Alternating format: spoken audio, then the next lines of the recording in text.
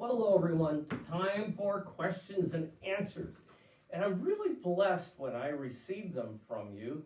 Sometimes you call me, sometimes you write me, email me, and every now and then they show up on the Facebook page. So thanks so much, because I'm really interested in talking about what is on your mind.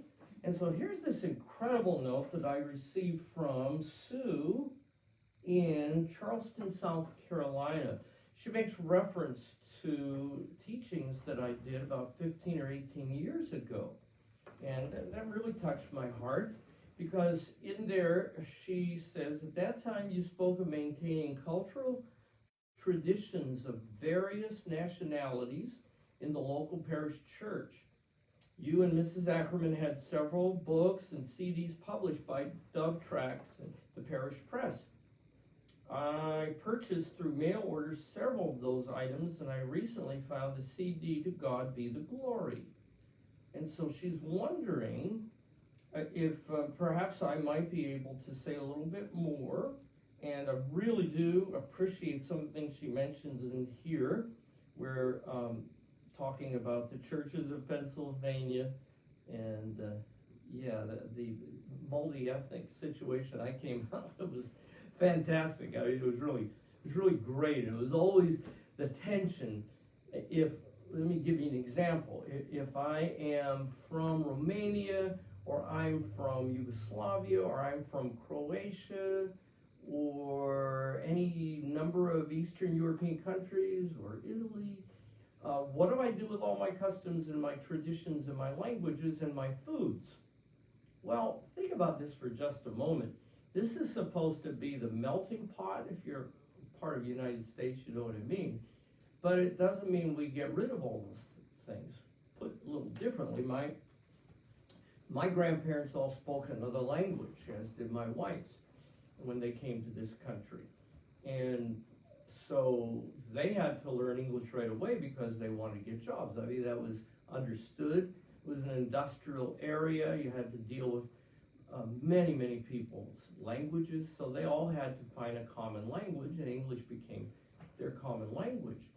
But I loved going into their houses to discover all of the paintings, pictures, and other things that reflected their backgrounds. I loved going into Armenian houses, for example, and I could say this, I could walk into all of those nationalities, and if they didn't tell me which nationality they were, it didn't take long to figure it out.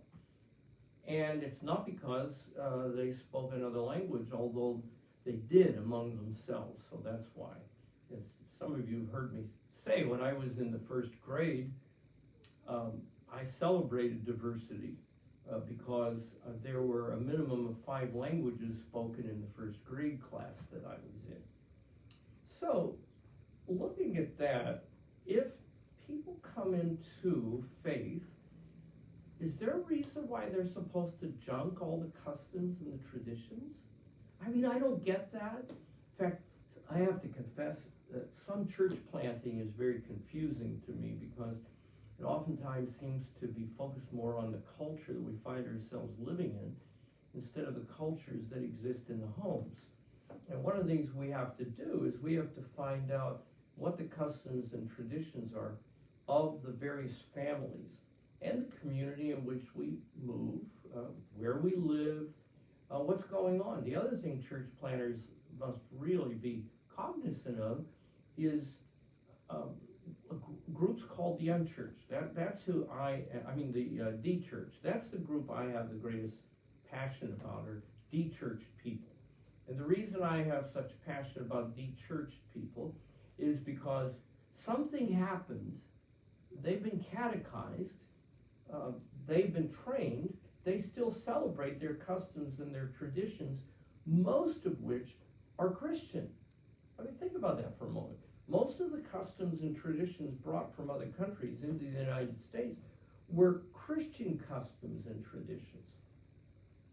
And for some families, the only thing left are their customs and their traditions, because either they're not living them in the church, or they don't go to church, or they've discovered that a church started up and it doesn't really care about the customs and traditions and the foods and all of those. What a tragedy. So, the one book that my wife and I wrote called To God Be the Glory, Growing Towards a Healthy Church, it's a workbook for clergy and laity. A major part of this is spent talking about customs and traditions that people bring with them to this country and that we can help them celebrate in the church. What I like to say to my priests over the years is, when you have people coming from different nationalities into your parish, don't tell them that they have to leave all of that behind. Now, I mean, if they brought in some custom or tradition that was pagan, that's obvious. Although that would be tough, because then that would mean we'd have to get rid of Christmas trees and wreaths, wouldn't it? We have been able to Christianize certain elements of the pagan or the secular culture. And so I would say, for just a moment, I want you to name your ethnic heritage here. Okay, I know. You're mongrel, right? Okay, 5 different nationalities. Okay, do you remember anything in your parents' house? How about grandparents' house? Or some of you were blessed to know your great-grandparents, but think about it for just a moment. Did they have things in there that reflected their heritage, their ethnicity, their culture, and so on? You see, one of the ways that I like to operate in this regard is to come up with CDs, cassettes, hey, I even have a few 8-tracks, and records of those cultures and those traditions. When we moved to Texas in 1989 and had a 5-year here, we were somewhat amazed when we moved to Texas as to how weddings and wedding receptions went, because people from Europe have incredible celebrations that go on for days, kind of like the Jewish celebration. It's absolutely wonderful. It's not 15 minutes of saying your vows, you're in, you're out, and then you go drink a glass of champagne and dig into a cake. I mean, there's a bridal dance with bridal music. There's the dancing with the father of the bride. There's the groom coming in to take his bride away with from the reception. There are all these customs and traditions, and we're losing them because we're getting so enculturated. Another day I'll talk about Robert Bellah and his wonderful books on civil religion. So I would recommend To God Be the Glory from the Parish Press. Get inside there and you'll even find my wife's recipes that will explain which foods go best with the various feast days that you keep in your family. I don't know, do you keep your patron saint day, the saint after whom you were named? If so, what do you do? Do you keep St. Joseph Day? Now, if you tell me, as you've heard me say before, that you have more festivities on St. Patrick's Day, and you're not Irish, then we need to have a conversation. Now, let's go to the next thing. I'm really reluctant to talk about my friends by name in this sort of a setting. And it's because A, it'll sound as if I'm bragging, or B, it will sound as if we're so super close that they're sitting in the next room, or we will assume that this particular person is a name dropper. Yeah, well, scratch all that. But I have a friend, my wife and I have a dear friend who is an author, and she is such a wonderful person. Her name is Jan Karon, and I can't say enough good things about Jan Karon as a person. And if you've read her books at home in Midford, the Midford series, you'd be thrilled, but you don't know all the books that Jan's written. Like, I love this one, Jan Karon's Midford Cookbook and Kitchen Reader. This is absolutely amazing. So go through there. When we've been with Jan, she's always had an orange marmalade cake waiting for us. Now, for you insiders, in terms of Midford, you know what that's all about. She even had us set up for a picnic up on the bluff. Yeah. So that's all I'm going to say. But I just want to tell you that this time that you have right now, do you know that there are people who've been dreaming of not having to leave their house? Yeah. In fact, what's really funny is some of the very people who are complaining about the fact they can't leave their house were the very people who last year were complaining that they never leave the house. Huh? And what many people have longed for is more time during the day so that they could read more and pray more. So I need to ask you, how are you doing with your quarantine time? Oh, it's past quarantine. What is it now? Gosh, I'll have to count it up so I can give you the correct Latin name for it. Since we've gone past the quarantine, which is, is 40 days. So let's think about what you're doing. How many books have you read? Did you have that stack of books that you've been putting aside you couldn't read? How's it going? Have you read all of them? Okay. Number 2, has this time given you more chance to pray? Number 3, with all the incredible religious movies that are available and the fact that many people now are spending more time looking at screens, have you had a chance to watch some of the religious movies that you've always wanted to see but couldn't? Now, I get it. The culture in which we live is going to put out movies, television shows that we can binge on. But the question that we need to ask ourselves, based on what we're watching on TV, watching on film, or staring at on our screen, is this: does this make me a better person? Am I an improved person after I've encountered what I'm encountering during this quarantine? Second one would be, am I a better Christian for what I've been reading and seeing and watching and absorbing? Number 3, will what I have read and prayed about make me a more effective person as it relates to being a Christian, living out the implications of the commands of Jesus and the Beatitudes? Well, I've got good news and bad news for you. If you're telling me that you have not done any of that, or you've only done a little of it, or, oh, I don't know, I'm so tired, I'm so thinking, I'm upset, so I can't watch this or do that or whatever. There's a long line of people saying that right now. I get it.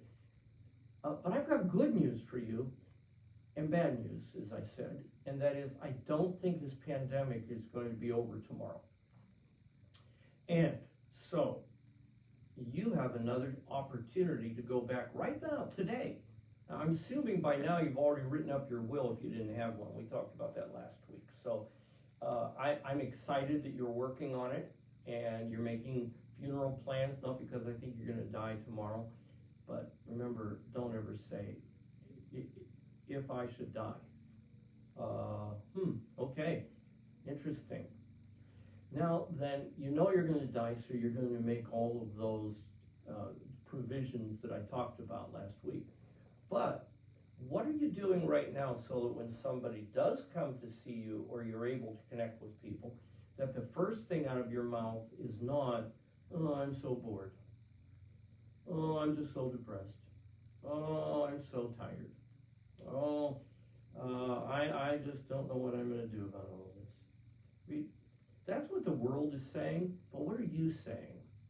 I am so excited. I've read this book and I want to tell you about it.